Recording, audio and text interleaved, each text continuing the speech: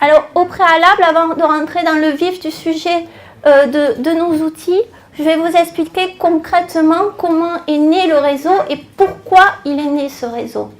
Donc, on avait pour habitude d'œuvrer chacune de notre côté individuellement. Vous avez vu, il y a eu 2 vagues de création d'EMES.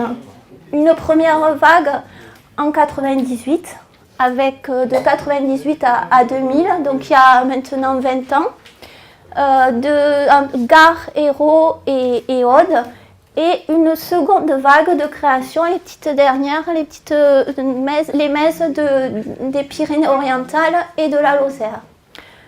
Donc, on avait pour habitude de faire nos expertises de manière isolée, et on avait l'occasion d'échanger lors de réunions de bassin agence justement, lors de commissions sur les déchets, lors de formations communes, mais jamais de manière concertée comme on l'a fait maintenant. Donc, il y a eu une nécessité de nous réunir face au final à un arrêté du 8 janvier 1998 qui régit les épandages et qu'on considère maintenant comme un peu désuet face au nouveau système de traitement de stations d'épuration, notamment les lagunes, toutes les stations d'épuration qui sont équipées de lits plantés de roseaux, les nouvelles serres solaires actuellement, et on s'est aperçu que la réglementation ne répondait pas toujours à ces procédés et à ces systèmes et qu'il y avait de réels vides réglementaires. Ensuite, d'un département à l'autre, on s'est aperçu qu'on interprétait différemment la réglementation. À ceci se rajoutent aussi de nouvelles exigences environnementales avec une réglementation aussi contraignante liée à la directive nitrate, à Natura 2000, qui vient se superposer à tous ces vides et ces problèmes d'interprétation. Et enfin, dernièrement, on l'a évoqué ce matin un petit peu à la marge, mais la mise en place donc d'un outil de saisie des dossiers d'épandage sur un logiciel nommé Sillage. Donc on se retrouve face à des problématiques communes, des solliciteurs communs, les bureaux d'études, on travaille toutes plus ou moins avec les mêmes bureaux d'études, et face à eux, on avait souvent des interprétations différentes avec des avis qu'on rendait qui pouvaient parfois être incohérents d'un département à l'autre parce qu'on n'avait pas une même vision des choses. Donc pour remédier à ça, on a constitué ce fameux réseau pour avoir une interprétation unique de la réglementation. Il y avait une nécessité de se regrouper. Donc des solliciteurs communs et des partenaires aussi communs. Donc grâce à ce réseau, on a pu homogénéiser nos expertises, l'optimiser du coup, et améliorer, je pense également, ça a contribué à améliorer la filière épandage. Voilà comment est né ce réseau des MESDOC. Donc un outil phare de nos actions, bon, il y en a plusieurs, là on va vous présenter quelques outils, mais il y en a d'autres, mais on va faire le focus sur essentiellement 3 outils. Le premier, ça va être nos guides méthodologiques. Donc, comme je le disais, ça s'adresse aux communes et aux bureaux d'études. On en a constitué 4, donc le guide méthodologique pour réaliser les études préalables d'épandage, le guide qui va concerner les programmes prévisionnels d'épandage, les bilans agronomiques, et il y avait utilité d'en faire un 4e qui, lui, est plus adapté aux petites stations d'épuration qui sont amenées à épandre moins de 10 tonnes de matière sèche par an. Où là, on a un petit peu simplifié l'étude préalable d'épandage, le premier guide. Voilà. Ils sont tous rédigés de la même manière, construits de la même manière et avec la même méthode. Donc, à l'intérieur, ils ont tous les mêmes annexes. Une grande annexe qui concerne tous les éléments dont on a besoin par culture pour réaliser un raisonnement agronomique précis.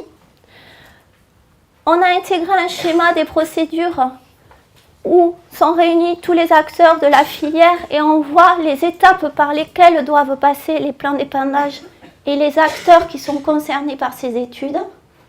On a réalisé également un annuaire des personnes ressources. Donc toutes les personnes ressources sont citées, comme l'administration. On a mis également les données disponibles par personne ressource pour que le bureau d'études puisse avoir accès et sache trouver toutes les informations qu'il nous faut pour réaliser une bonne étude d'épandage. Et ensuite, pour qu'on s'entende tous, qu'on ait un même niveau de vocabulaire et qu'on s'entende tous sur les thèmes qu'on emploie, on a également réalisé un petit tableau sur tous les abus de langage pour être sûr qu'on parle tous de la même chose. Voilà. Par exemple, dose en tonnes matière hectare, dans la littérature, il faut bien parler de quantité et non pas de dose. Besoin en NPK, la littérature dit, nous dans nos guides, on parle d'une dose en NPK. Enfin, c'est des petites subtilités, mais qui peuvent entraîner des quiproquos sur le plan technique et des calculs des doses. Donc voilà, c'est juste un petit mémo sur le vocabulaire. Et ensuite, on a créé un gros glossaire qui est commun à tous nos outils, qui est en ligne et consultable sur Internet. Alors pourquoi ces guides ?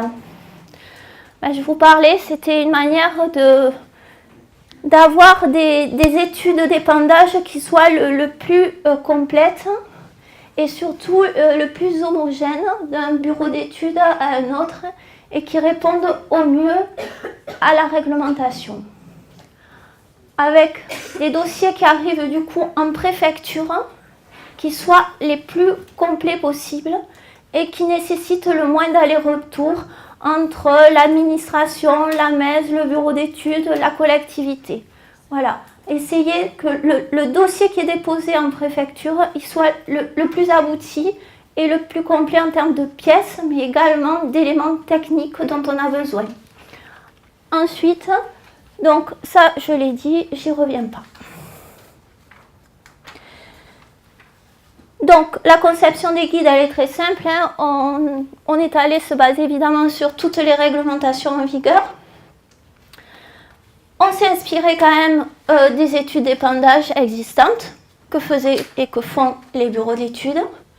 Donc ce qu'il y avait à apprendre, on s'en est inspiré également.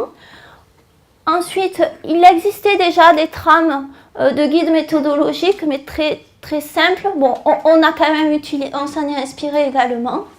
Et la caution de ces guides, elle aussi, c'est une démarche qui a été appuyée et validée. On a travaillé à travers de nombreux comités techniques avec un lien très étroit avec l'administration et là, un club dit police de l'eau constitué des DDTM, des ARS, des DREAL qui nous ont validé réglementairement ces guides. Donc, ils sont sur notre site internet, ils ont été publiés il y a un peu moins de 3 mois. Donc, on est preneur de tous les retours d'expérience des utilisateurs et probablement à la fin de l'année ou début d'année prochaine, ils seront mis à jour au moins sur internet. Voilà. On a bien évidemment intégré nos préconisations de méthode de raisonnement agronomique. Voilà, mais ça, je laisserai en parler ma collègue tout à l'heure. Donc, les principes généraux, c'est qu'on a pris bêtement la réglementation article par article. On a listé l'exhaustivité des points réglementaires issus des arrêtés. Et face à cela, du coup, on a, détaillé dans les guides tous les points réglementaires qu'il fallait régler. Ensuite, la plus-value de ces guides, c'est que on fait des préconisations. Alors là, je parle bien de préconisations. Ça n'a pas de portée réglementaire. Les préconisations agronomiques, mais ça, là aussi, Laure y reviendra. mais c'est pour essayer de tirer un petit peu la filière par le haut et de préserver toujours nos sols, nos cultures, et dans l'intérêt général de l'agriculture. On a essayé donc d'asseoir une méthode, un raisonnement agronomique dans ces guides. Donc on propose des modèles de tableaux, mais on est bien d'accord, la forme des études reste libre et les bureaux d'études, il faut qu'ils continuent à nous proposer des études tant qu'on a tous les éléments, peu importe la façon après dont c'est intégré et détaillé dans les études d'épandage.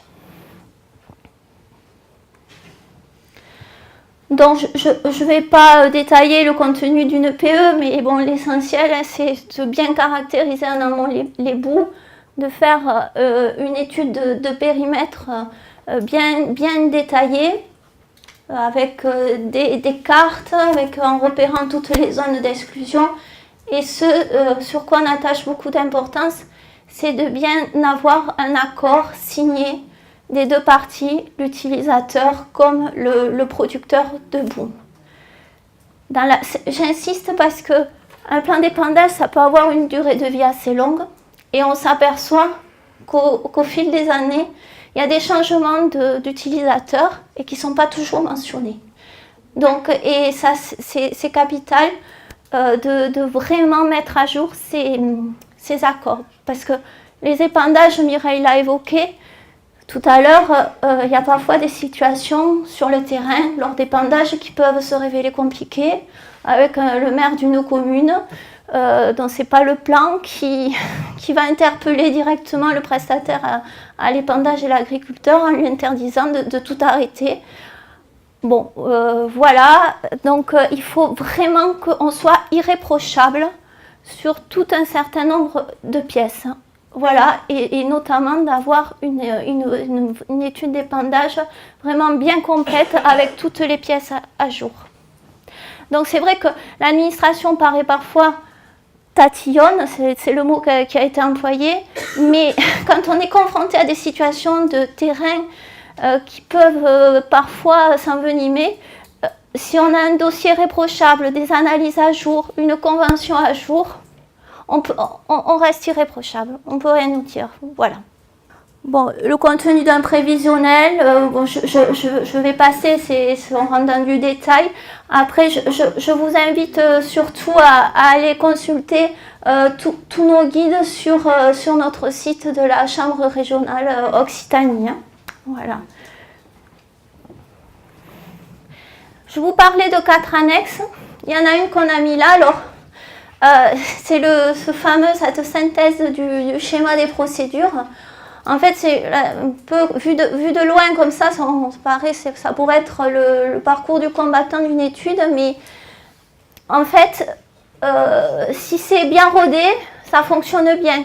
Là, on détaille tout ce que doit faire chaque acteur de la filière, de qui part l'initiative, qui déclenche le plan, à qui doit-on s'adresser pour faire un plan. En plus, dans un ordre bien chronologique, parce que les plans d'épandage, il faut bien les anticiper en amont.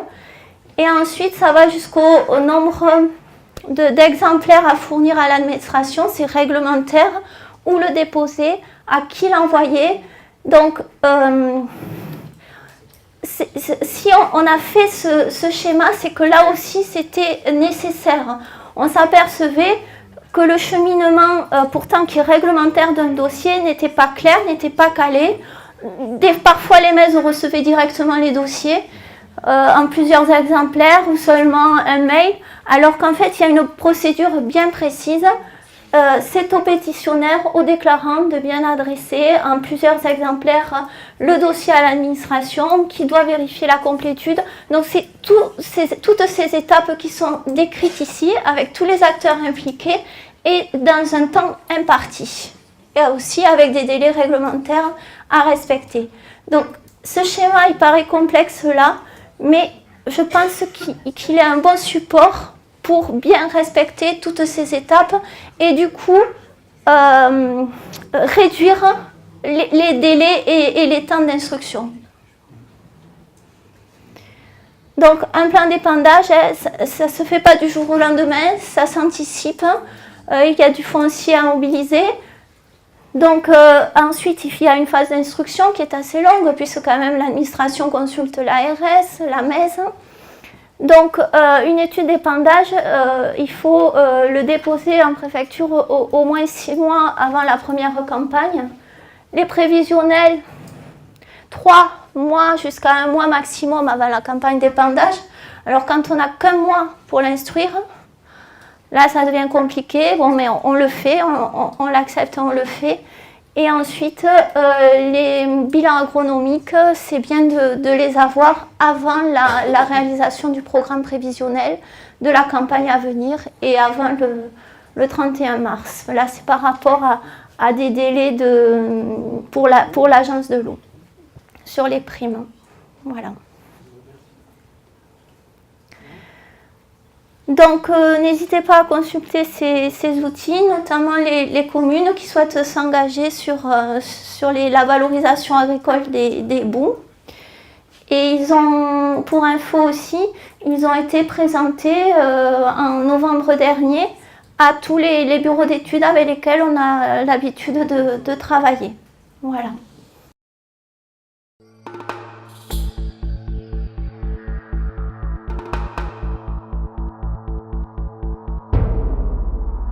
Bon, bonjour à ceux que je n'ai pas encore croisés. Donc, moi, c'est Laure Gomita, chargée de la MES de Lozère. Alors, je vais vous parler des cahiers culture. Donc, ça, ce sont des outils qui touchent directement notre sujet de prédilection en tant que MES, donc l'agronomie. Alors, il se présente sous cette forme.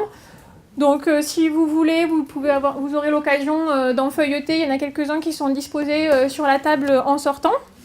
Et sinon, comme a expliqué ma collègue Stéphanie, ils sont également téléchargeables sur le site de la Chambre régionale d'Occitanie.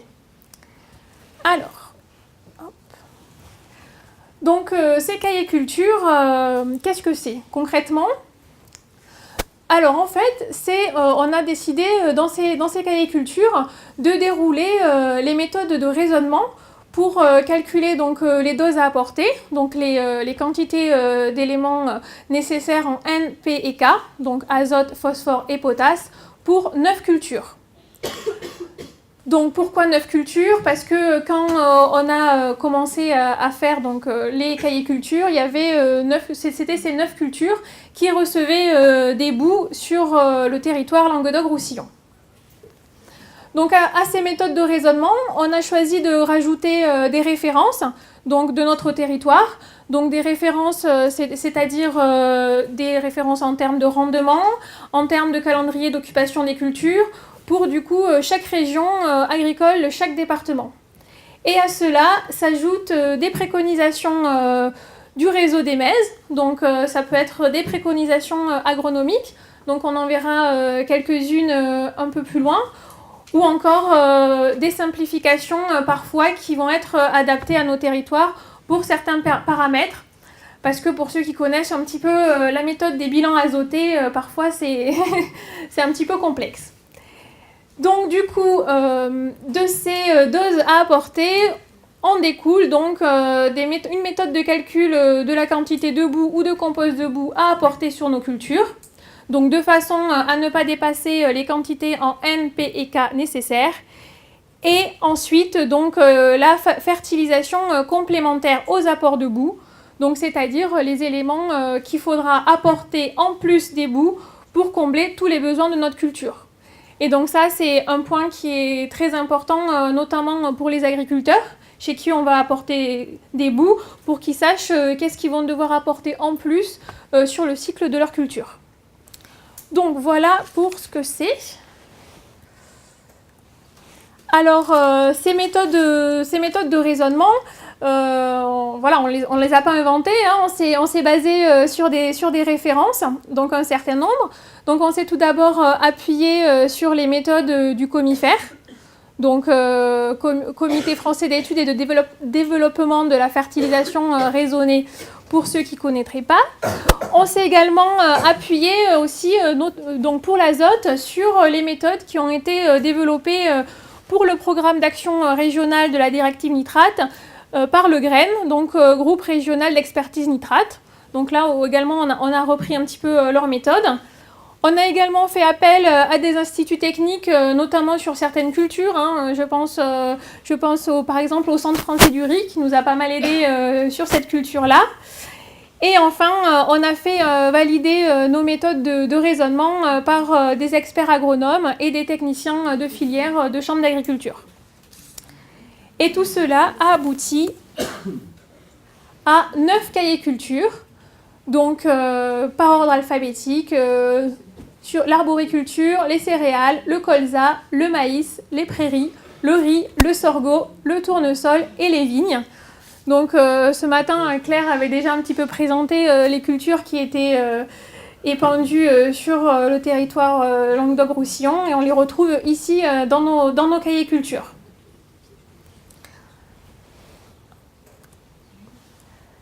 Mais du coup, pourquoi la MES s'est lancée dans la réalisation de ces cahiers? C'est parce que c'est quand même un de nos outils de travail, étant donné que notre rôle premier, c'est l'expertise agronomique des dossiers. Donc c'est vrai que c'est vraiment l'ouvrage que l'on va utiliser pour notre expertise, essentiellement. Donc cet outil, c'est l'aboutissement de 4 ans de travail en réseau, puisqu'il a été entamé dès la création du réseau des MES d'Occitanie. Bon, je vous rassure, on n'a pas passé 4 ans dessus non-stop, mais disons que c'est un travail qui a été attaqué il y a 4 ans. Il y a eu tout un travail donc, de veille réglementaire, de récolte de références sur tous les départements, d'échanges avec tout ce qui était institut, des allers-retours avec les experts agronomes. Donc voilà, il y a quand même eu un long travail qui a été fait pour aboutir à ces cahiers culture. Donc ces cahiers qui ont 2 grands objectifs. Le premier, c'est de raisonner les apports. Donc raisonner les apports, c'est avoir donc du coup apporté des quantités qui vont correspondre aux besoins de nos cultures.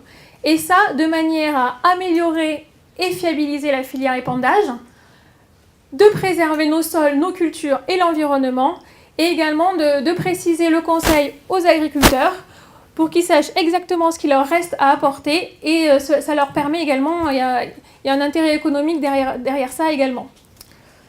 Et en plus de raisonner les apports, ça nous permet également d'homogénéiser toutes les références. Donc c'est vrai que jusqu'à présent, tous les bureaux d'études faisaient un petit peu leurs calculs de leur côté. Et donc là, ça nous permet d'avoir un référentiel de calcul commun qui va nous permettre derrière donc, de pouvoir affiner et fluidifier l'expertise agronomique de nos dossiers. Donc attention par contre, il faut le noter que ces cahiers culture n'ont pas de portée réglementaire. Nous, c'est vraiment dans le but de tirer la filière vers le haut et d'être vraiment le plus adapté en termes agronomiques sur ces apports aux cultures. Donc, schématiquement, pour bien comprendre le cœur de ces guides, nous, ce qu'on veut éviter, c'est ça. Donc, en gros, c'est éviter qu'il y ait énormément d'apports par rapport aux doses qui vont être nécessaires à nos cultures. Parce qu'il faut bien comprendre que derrière, il y a quand même des risques. Donc, notamment sur l'azote, on a les risques de lixiviation, des risques de volatilisation, et puis en termes agronomiques, donc notamment sur les prairies, je connais bien, je viens de Lozère, on va avoir une diminution donc, du pourcentage de légumineuses si on a trop d'apport d'azote. De même, on peut avoir des risques de verse sur les céréales s'il y a trop d'apport d'azote au printemps. Enfin, il y a également des risques agronomiques. Et donc, nous, notre objectif, c'est d'arriver à ça, c'est-à-dire à l'équilibre entre les doses nécessaires et les apports qui sont faits. Donc, derrière ça, il y a un raisonnement qui va prendre en compte beaucoup de critères. Donc, on part des besoins des cultures, on regarde l'azote qui va être restant dans le sol, l'azote qui va être minéralisé par l'humus. Enfin, il y a énormément de critères qui vont devoir être pris en compte pour calculer ces doses à apporter, qui vont de même différer d'une culture à l'autre.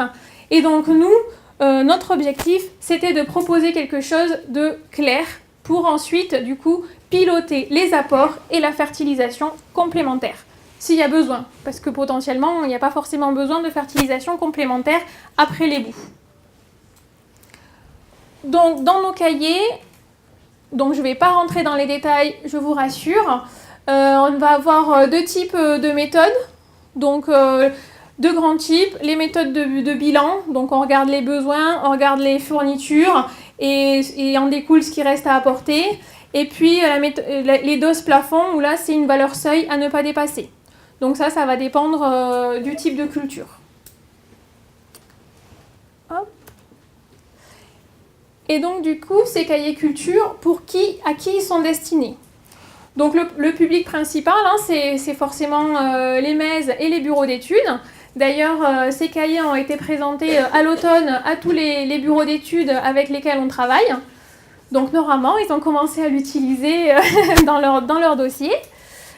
Mais aussi, du coup, forcément, ça peut également être très intéressant pour tous les conseillers agronomes, conseillers techniques filières qui veulent affiner leur fertilisation, faire du conseil en fertilisation, puisque voilà, c'est au-delà des boues, ça peut être utilisé pour piloter la fertilisation de ces 9 cultures.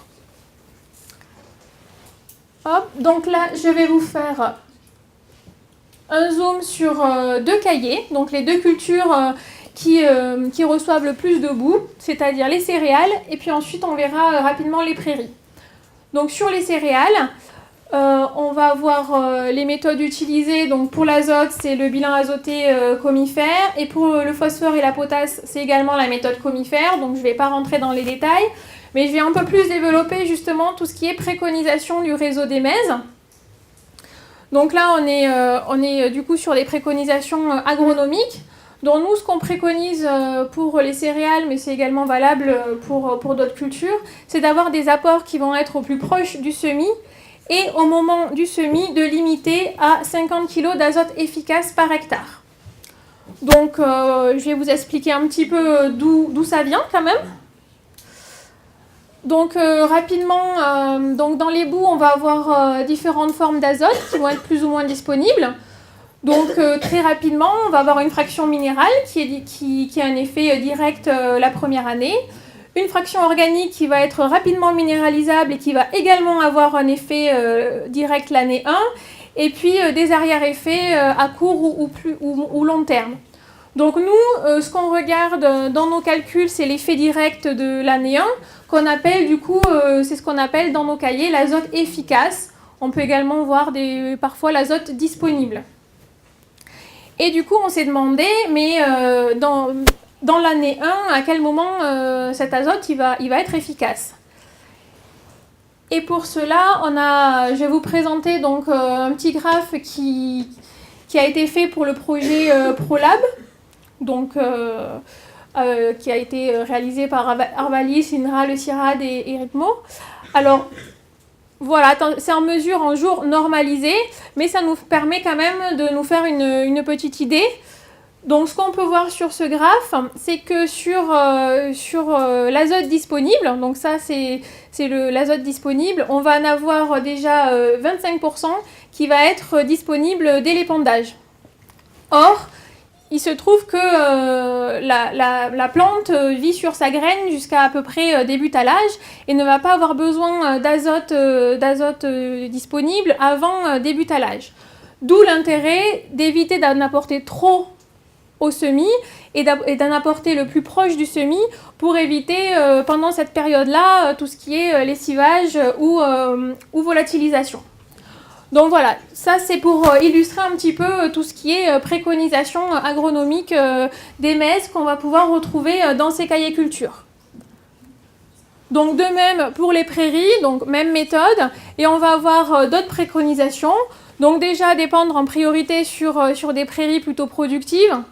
Donc, alors moi, je parle de mon département, mais on a par exemple des prairies naturelles ou des landes des parcours qui n'ont pas forcément besoin d'apport d'azote, et on va plutôt potentiellement justement entraîner une modification de la flore si on apporte trop d'azote sur ces prairies-là.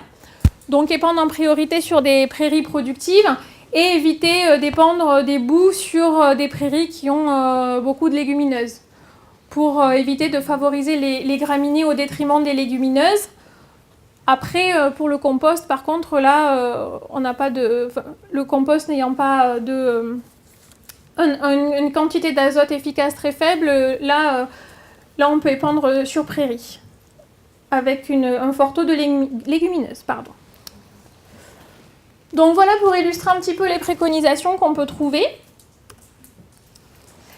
Et pour finir, du coup, dans chacun de nos cahiers culture, on va avoir à la fin donc, un schéma qui est présent donc, pour chaque cahier et qui va récapituler un petit peu tous les paramètres pour le raisonnement NPK de cette culture, et auquel va s'ajouter le calendrier d'occupation et les périodes d'apport préconisées.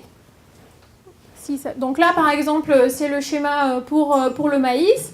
Bon, je ne vais pas rentrer dans les détails, hein, mais on va avoir un petit peu sur le cycle de notre culture tous les éléments qui doivent être pris en compte pour le raisonnement, à quel moment ils sont calculés, et également un petit calendrier pour expliquer les périodes où l'apport est préconisé, l'apport de boue, bien entendu. Donc, rapidement, pour conclure, donc l'objectif de ces guides, c'est vraiment de proposer des méthodes de raisonnement des doses à apporter afin de progresser vraiment sur une gestion exemplaire des épandages et de fiabiliser notre filière. Donc à noter qu'on reste quand même conscient qu'il y a des limites techniques et foncières par rapport à ces apports auxquels certains acteurs de la filière peuvent être confrontés. Et pour finir, donc, ils sont téléchargeables sur le site de la Chambre régionale d'agriculture d'Occitanie. Alors n'hésitez pas à aller jeter un petit coup d'œil sur nos cahiers culture. Merci beaucoup.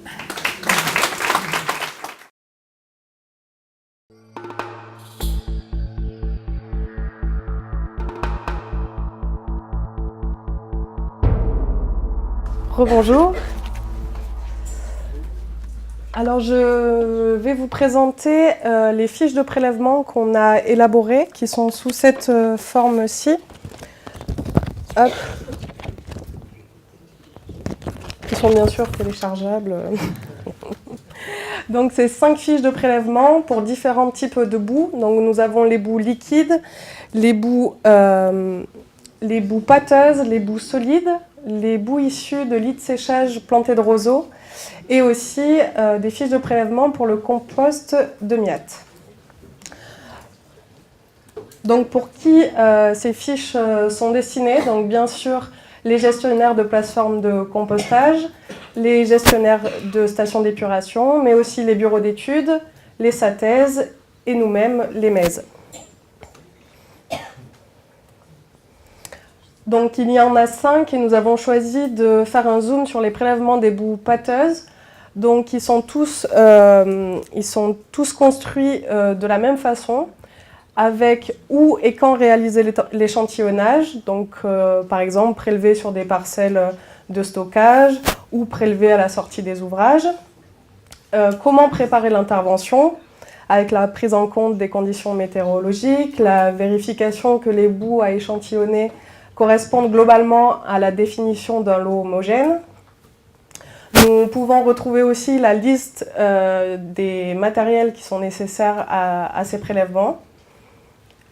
Et aussi, nous avons toute une partie pour constituer l'échantillon global avec la répartition et le nombre de prélèvements élémentaires à faire pour enfin constituer l'échantillon final qui nous permettra donc de les mettre en contenant et ensuite de les envoyer au laboratoire que vous avez choisi. Donc voilà pour ça. Très rapide, donc on ne va pas le répéter, mais du coup c'est 19 documents qui ont été produits pendant ces 4 ans. qu'on va vous laisser découvrir sur ce site-là.